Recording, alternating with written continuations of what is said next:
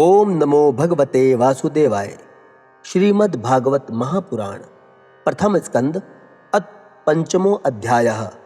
भगवान के यश कीर्तन की महिमा और देव ऋषि नारद जी का पूर्व चरित्र। सूत जी कहते हैं, तदंतर सुख पूर्वक बैठे हुए वीणा पाणी परम यशस्वी देव ऋषि नारद जी ने मुस्कुराकर अपने पास ही बैठे ब्रह्म ऋषि व्यास जी से कहा। नारद जी ने प्रश्न किया, महाभाग व्यास जी, आपके शरीर एवं मन दोनों ही अपने कर्म एवं चिंतन से संतुष्ट है ना? अवश्य ही आपकी जिज्ञासा तो भली भांति पूर्ण हो गई है, क्योंकि आपने जो यह महाभारत की रचना की है वह बड़ी ही अद्भुत है। वह धर्म आदि सभी पुरुषार्थों से परिपूर्ण है। सनातन ब्रह्म तत्वों को भी आपने खूब विचारा है और जान भी लिया है। फिर भी प्रभु, आप अकृतार्थ पुरुष के समान अपने विषय में शोक क्यों कर रहे हैं? तब व्यास जी ने कहा, आपने मेरे विषय में जो कुछ कहा है वह सब ठीक ही है। वैसा होने पर भी मेरा हृदय संतुष्ट नहीं है। पता नहीं इसका क्या कारण है। आपका ज्ञान अगाध है। आप साक्षात ब्रह्मा जी के मानस पुत्र हैं, इसलिए मैं आपसे ही इसका कारण पूछता हूँ। नारद जी, आप समस्त गोपनीय रहस्यों को जानते हैं, क्योंकि आपने उन पुराण पुरुष की उपासना की है जो प्रकृति पुरुष दोनों के स्वामी है और असंग रहते हुए ही अपने संकल्प मात्र से गुणों के द्वारा संसार की सृष्टि, स्थिति और प्रलय करते रहते हैं। आप सूर्य के भांति तीनों लोकों में भ्रमण करते रहते हैं और योग बल से प्राण वायु के समान सबके भीतर रहकर अंतःकरणों के साक्षी भी है। योग अनुष्ठान और नियमों के द्वारा पर ब्रह्म और शब्द ब्रह्म दोनों की पूर्ण प्राप्ति कर लेने पर भी मुझ में जो बड़ी कमी रह गई है उसे आप कृपा करके बतलाइए। नारद जी ने कहा, व्यास जी, आपने भगवान के निर्मल यश का गान प्रायः नहीं किया। मेरी ऐसी मान्यता है कि जिससे भगवान संतुष्ट नहीं होते वह शास्त्र या ज्ञान अधूरा है। आपने धर्म आदि पुरुषार्थों का जैसा निरूपण किया है, भगवान श्री कृष्ण की महिमा का वैसा निरूपण नहीं किया।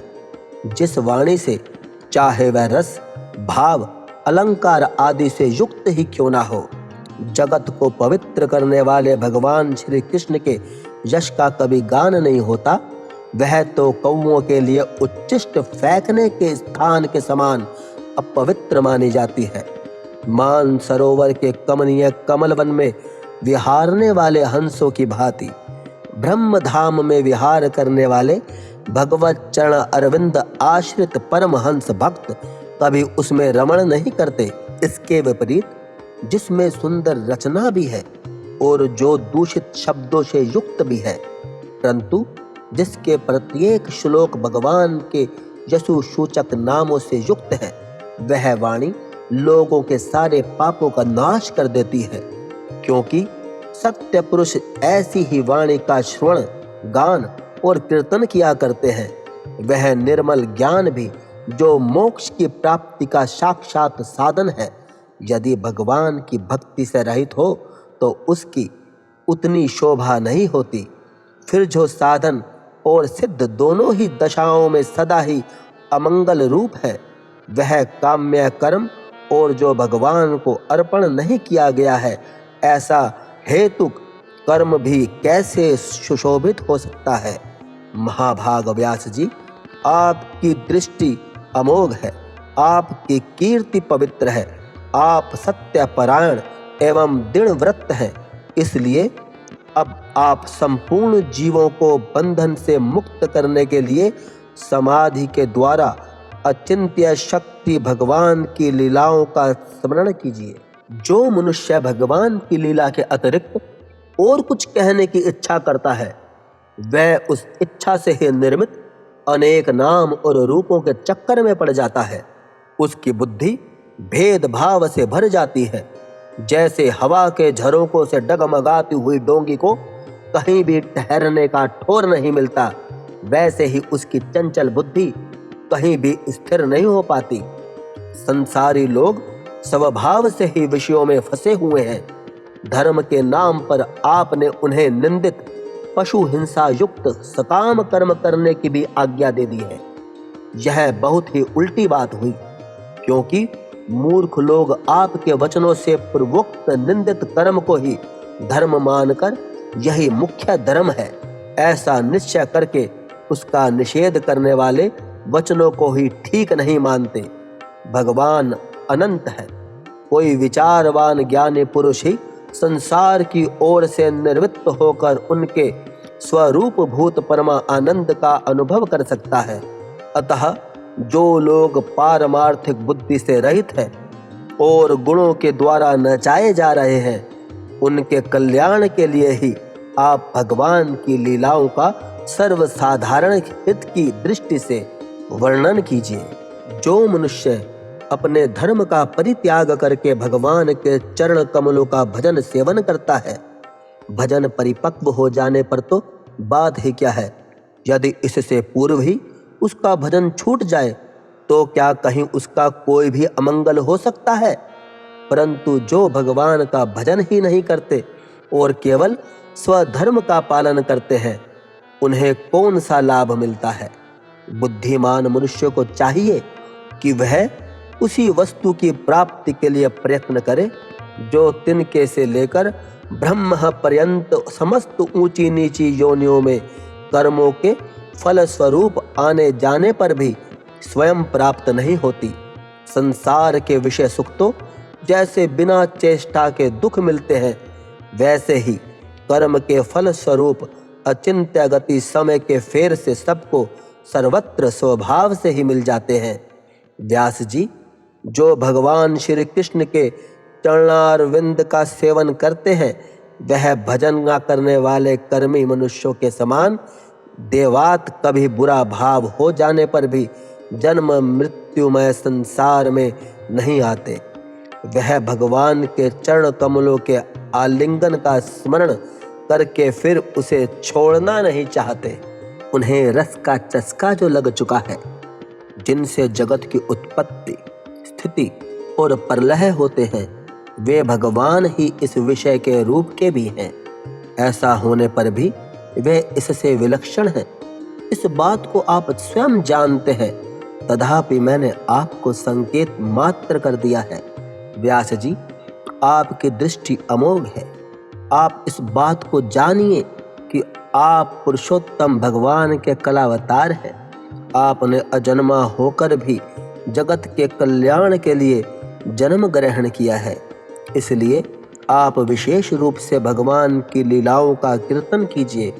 विद्वानों के इस बात का निरूपण किया है कि मनुष्य की तपस्या, वेद अध्ययन, यज्ञानुष्ठान, स्वाध्याय, ज्ञान और दान का एकमात्र प्रयोजन यही है कि पुण्य कीर्ति श्री कृष्ण के गुणों का और लीलाओं का वर्णन किया जाए।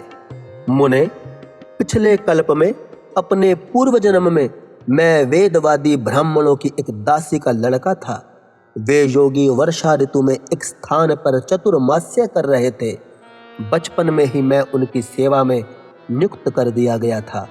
मैं यद्यपि बालक था, फिर भी किसी प्रकार की चंचलता नहीं करता था।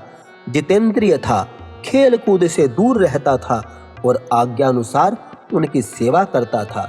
मैं बोलता भी बहुत कम था।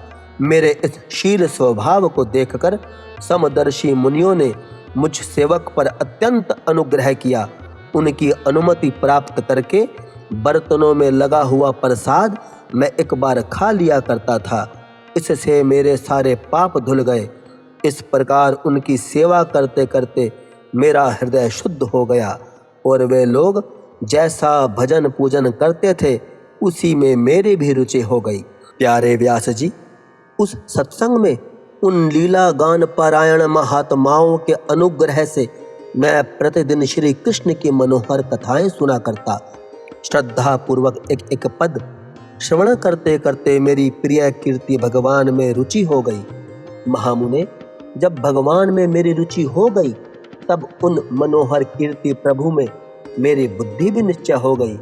उस बुद्धि से मैं उस संपूर्ण सत्य और असत रूप जगत को अपने पर ब्रह्म स्वरूप आत्मा में माया से कल्पित देखने लगा। इस प्रकार शरद और वर्षा इन दो ऋतुओं में तीनों समय उन महात्मा मुनियों ने श्री हरि के निर्मल यश का संकीर्तन किया और मैं प्रेम से प्रत्येक बात सुनता रहा। अब चित्त के रजोगुण और तमोगुण को नाश करने वाली भक्ति का मेरे हृदय में प्रादुर्भाव हो गया। मैं उनका बड़ा ही अनुरागी था, विनयी था। उन लोगों की सेवा से मेरे पाप नष्ट हो चुके थे। मेरे हृदय में श्रद्धा थी, इंद्रियों में संयम था एवं शरीर, वाणी और मन से मैं उनका आज्ञाकारी था। उन दीन वत्सल महात्माओं ने जाते समय कृपा करके मुझे उस गुह्यतम ज्ञान का उपदेश किया जिसका उपदेश स्वयं भगवान ने अपने श्री मुख से किया है। उस उपदेश से ही जगत के निर्माता भगवान श्री कृष्ण की माया के प्रभाव को मैं जान सका, जिसके जान लेने पर उनके परम पद की प्राप्ति हो जाती है।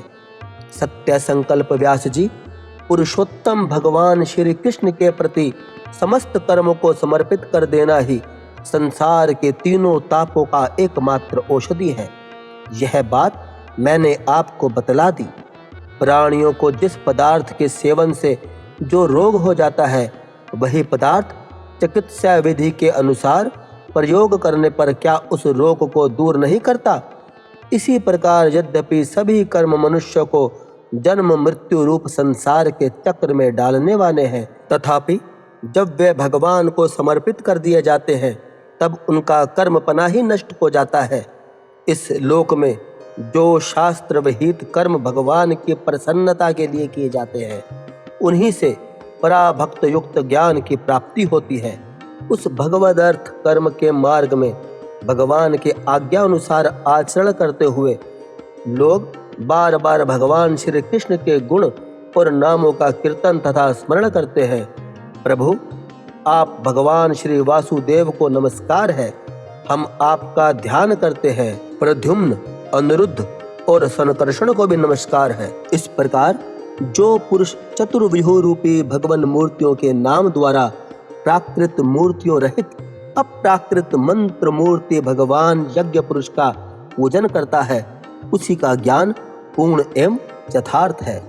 ब्राह्मण, जब मैंने भगवान की आज्ञा का इस प्रकार पालन किया, तब इस बात को जानकर भगवान श्री कृष्ण ने मुझे आत्मज्ञान, ऐश्वर्य और अपनी भाव रूपा प्रेम भक्ति का दान किया।